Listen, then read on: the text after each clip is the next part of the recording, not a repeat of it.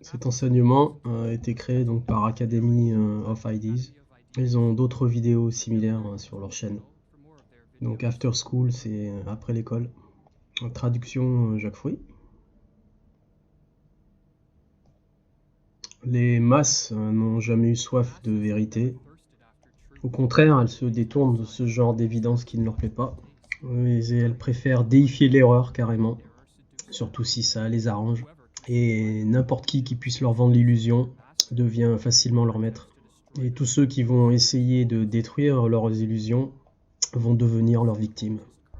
D'après Carl Jung, la plus grande menace de la civilisation n'est pas dans la force de la nature, ni dans la maladie, mais dans l'incapacité de gérer nos forces psychiques.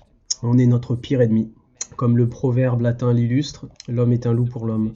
Dans la civilisation et la transition, Jung dit que ce proverbe est une triste réalité, et nos tendances à être un loup pour l'autre deviennent encore plus vraies de nos temps. La maladie mentale devient la norme, plutôt que l'exception de notre société. Donc Carl Jung a appelé ça une épidémie psychique.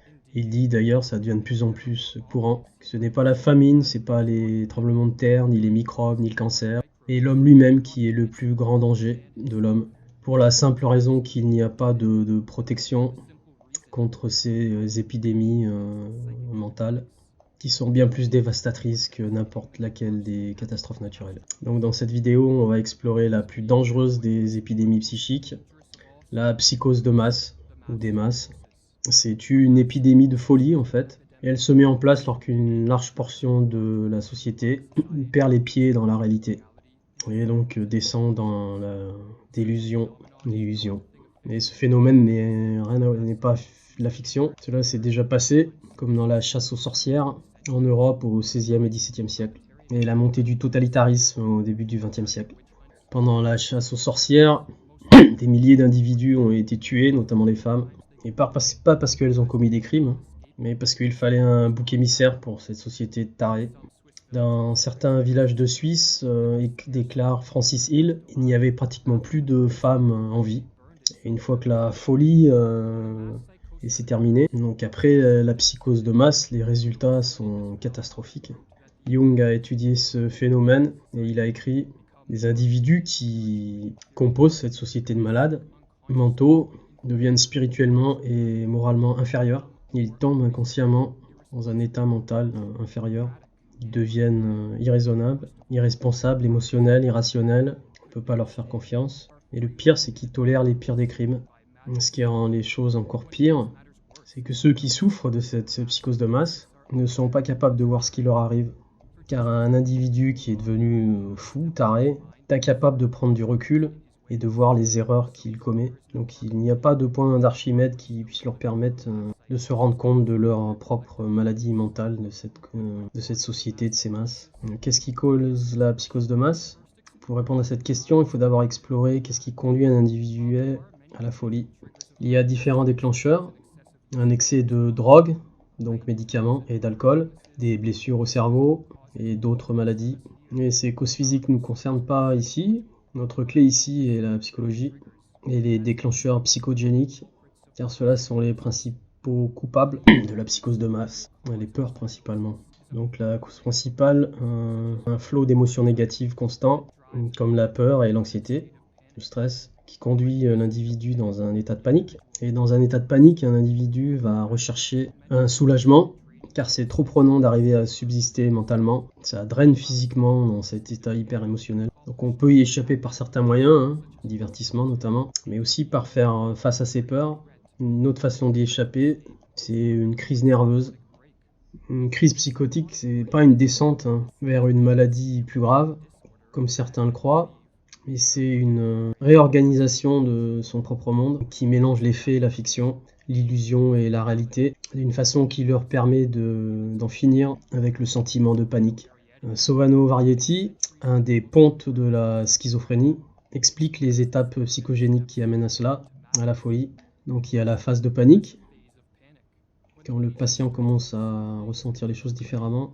Il est effrayé, confus, et n'est pas capable d'arriver à exprimer les choses qui se passent, ni de les comprendre. L'autre est une perception interne psychotique. L'individu arrive à mettre les choses en place et rationaliser l'ensemble avec une espèce de fausse histoire, un faux raisonnement pathologique qui lui permet d'expliquer ses expériences anormales, celles des autres, comme tuer ou brûler les sorcières.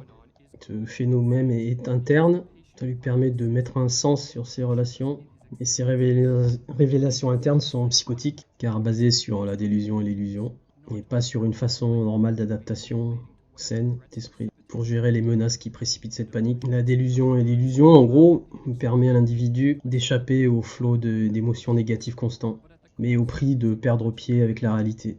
Et pour cette raison, Arrietty déclare qu'une crise psychologique peut être vue comme une façon anormale de gérer un état extrême d'anxiété.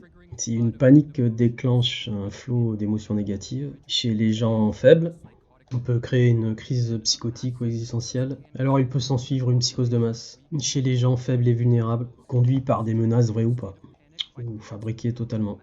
Mais la délusion, l'illusion peuvent prendre différentes formes, et la folie peut se manifester sous différentes choses, une forme.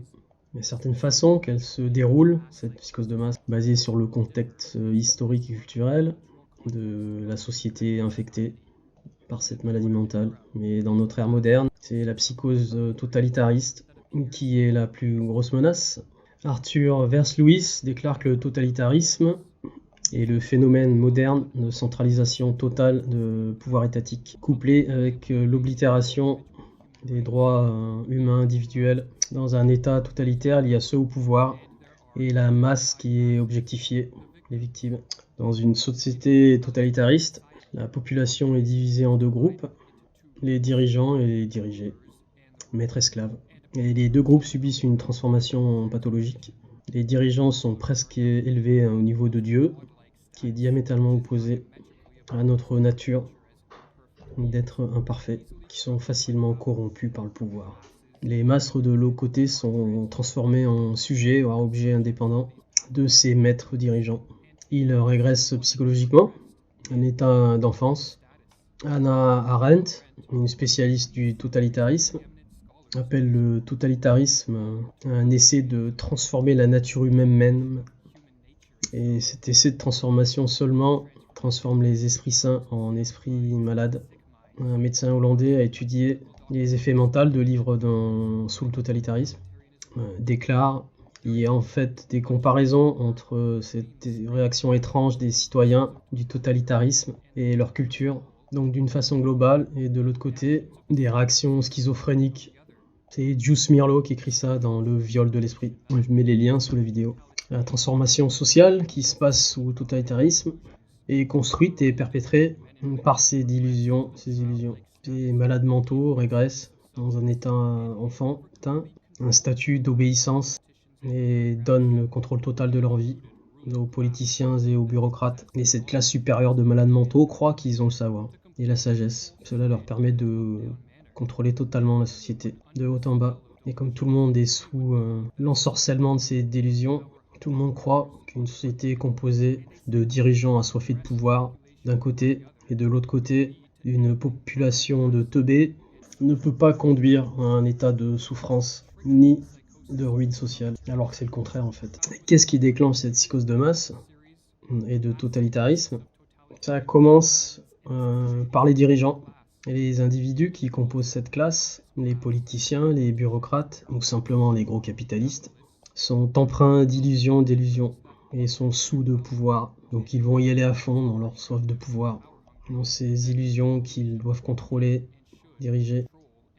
L'élite des dirigeants devient possédée par des idées politiques, que ce soit le communisme, le fascisme ou la technocratie. L'étape suivante est de faire que les gens acceptent ces règles en les infectant par une psychose de masse pour les emmener vers le totalitarisme. Cette psychose a été provoquée pas mal de fois dans l'histoire. On en revient à Merleau qui explique: c'est simplement une question de réorganiser et manipuler les sentiments collectifs de la bonne façon.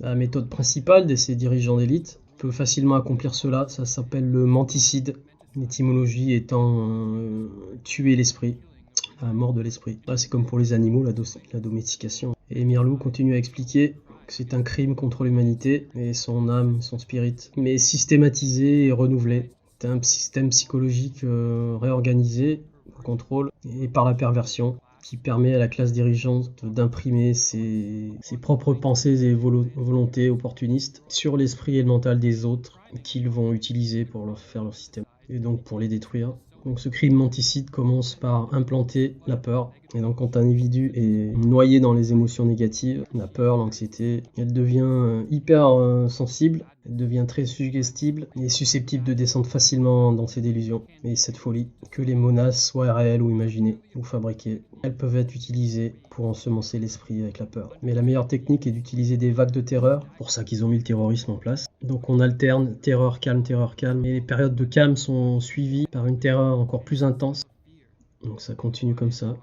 Merleau écrit « Chaque vague de terrorisme, au fur et à mesure, crée des effets beaucoup plus faciles, surtout après une petite respiration de calme. » Donc ça s'ajoute car les gens continuent à être confus et attachés à leur expérience précédente. Donc la moralité s'abaisse pour finalement perdre la morale de base. Chaque campagne de propagande succède de plus en plus forte, se renforce au fur et à mesure sur un public qui s'abêtit. On en arrive au menticide, surtout par l'utilisation de la propagande des médias, des fake news qui nous nourrissent. La confusion qu'ils entretiennent par rapport aux menaces illusoires forme la nature de la crise et aide à briser l'esprit des masses. Les agents gouvernementaux et tous leurs laquais en rajoutent des couches et utilisent des injonctions contradictoires, des informations qui n'ont aucun sens, et même ils mentent directement. Car le plus ils vont confusionner les gens, les moins les gens vont être capables de gérer le trauma, vont devenir irrationnels. La confusion donc augmente la susceptibilité à l'illusion, au totalitarisme et à l'acceptation de cela. Comme Merleau l'explique, la logique peut être avec la logique, mais l'illogique ne peut pas. Cela donc entraîne une confusion chez les gens qui pensent classiquement. Le mensonge répété, le manque de sens répété entraîne un conondrum émotionnel qui va dominer la logique et la raison. Alors que les gens continuent à chercher un raisonnement normal et des contre-arguments au mensonge ambiant, alors ces derniers vont être attaqués par les totalitariens. Et c'est la première fois dans l'histoire qu'il y a autant de moyens technologiques de le faire, notamment le téléphone et les médias sociaux, la télévision et Internet, tous ensemble gérés par les algorithmes, vont pouvoir créer cela. Et cela permet au pouvoir de facilement contrôler, altérer et attaquer les esprits des gens. En plus, c'est la nature addictive de ces technologies qui enfonce le clou et qui fait que les gens y participent volontairement. Ils s'objectifient eux-mêmes, ils participent à la propagande de l'État totalitaire. Et surtout fréquemment.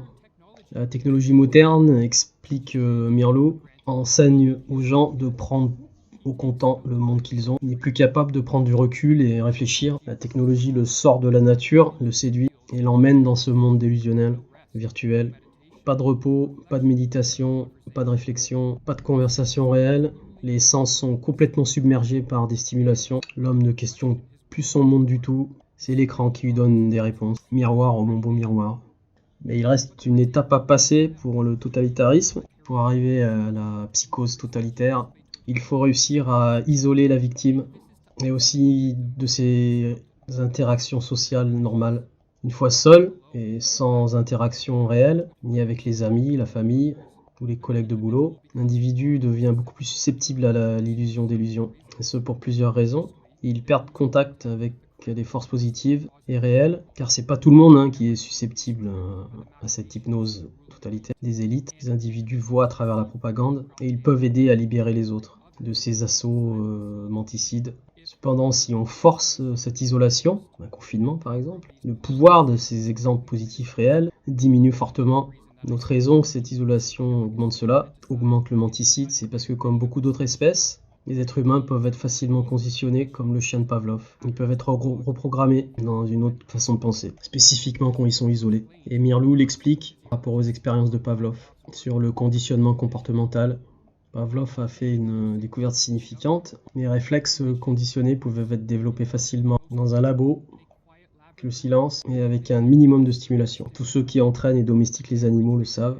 L'isolation, comme en prison, et la répétition de stimuli sur le patient, comme la télé, la propagande, etc., sont requis donc pour domestiquer tout animal sauvage. Briser l'esprit des animaux, c'est pareil. Et les totalitaristes ont toujours suivi ces règles. Ils savent qu'ils peuvent conditionner rapidement et facilement leurs victimes s'ils arrivent à les isoler.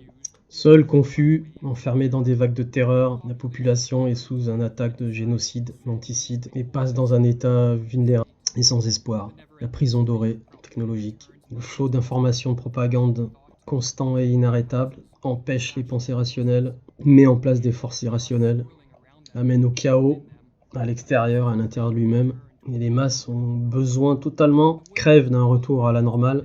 Et du coup, les totalitaristes arrivent à la rescousse en offrant des solutions et des sorties, comme la vaccination, un retour à l'ordre, comme le crédit social chinois. Mais cela a un prix, hein. Les masses doivent abandonner leur liberté et céder tout contrôle de tous les aspects de leur vie à eux.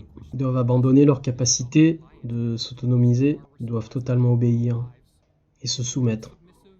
Le bon sujet obéissant. Les masses, finalement, arrivent à accepter l'illusion du totalitarisme dans leur psychose. Donc les systèmes totalitaristes du XXe siècle représentent une espèce de psychose collective. Ça se passe doucement ou soudainement, devient donc impossible d'être raisonnable et d'appliquer un bon sens dans ce genre de système. Il ne reste seulement qu'une espèce d'atmosphère ambiance de terreur et une projection, une illusion d'un ennemi imaginé qui est parmi nous, partout. Alors la société se retourne contre elle-même et l'urgence est dirigée par les élites. Toujours un état d'urgence maintenu.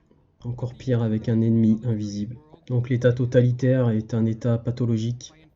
Être conformé, uniformé strictement, une obéissance aveugle. Le monde est débarrassé de la spontanéité, de la vie, la créativité est supprimée. Mais toute la joie qui entraîne la société vers le meilleur aussi, réprimée par ce contrôle totalitaire. Que tu lui donnes n'importe quel nom d'ailleurs, que ce soit le scientisme médical, des docteurs, des politiciens ou des bureaucrates, ou que ce soit un dictateur, ça emmène la stagnation, la destruction et la mort à l'échelle de masse. Donc la question la plus importante, comment peut-on empêcher le totalitarisme ?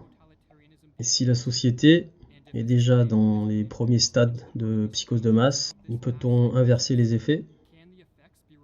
On ne peut jamais être sûr, la prédiction, de cette folie collective. Mais il y a des étapes qui peuvent être faites pour remédier à cela, guérir, couper les liens, mais il y a plusieurs approches. Elles sont différentes pour différents gens, car les attaques qui entraînent le menticide sont variées, donc les réponses doivent être variées. Si on s'en réfère à Carl Jung, pour ceux qui veulent revenir vers la sanité et sortir de ce monde de tarés, la première chose est d'amener de l'ordre dans notre propre esprit et de vivre d'une façon qui nous inspire et qui inspire les autres aussi. Notre société, depuis un moment, réclame une espèce de réappropriation de sa propre personnalité, surtout pour celui qui peut s'émanciper lui-même de cette psychose de masse et au moins sauver sa propre âme. Elle doit allumer l'espoir pour elle-même et pour les autres, et démontrer qu'on peut réussir et se sauver soi-même et s'extirper de cette identification fatale avec le psyché de la masse ou de groupe. Mais supposons qu'on réussisse à s'en sortir, de sortir de la psychose de masse, s'extirper. Il y a d'autres étapes à suivre, notamment la vraie contre-information qu'on doit aussi aider à propager, donc la vérité, à propager aussi loin que possible. Car la vérité est bien plus puissante que la fiction, le virtuel et la fraude poussée par l'élite totalitariste. C'est pour ça qu'ils doivent censurer l'information et la vérité. C'est une grosse menace pour eux. Une autre tactique est d'utiliser l'humour et le ridicule pour enlever la légitimité des gouvernants. Ou comme Mirlou l'explique, il faut apprendre à traiter ces deux milieux dirigeants et ces dictateurs aspirants et ces aspirants dictateurs avec l'arme du ridicule.